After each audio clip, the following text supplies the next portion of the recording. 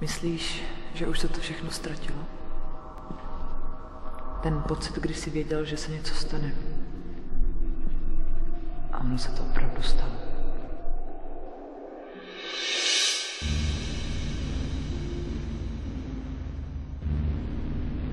Proč mě trápíš?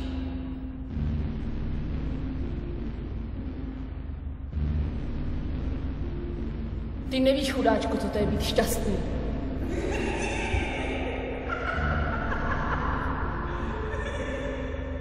Obleču si hnědé šaty na znamení smutku.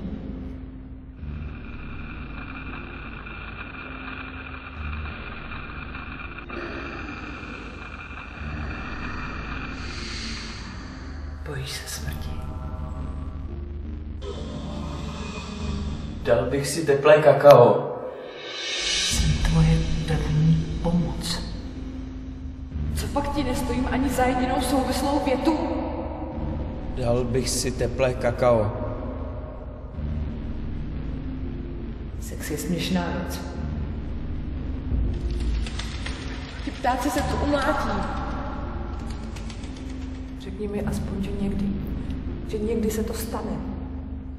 Zabiješ i mě? Nic. Nic. Nic? Bože můj, nic. Ale tohle je vaše věc. To se mě netýká.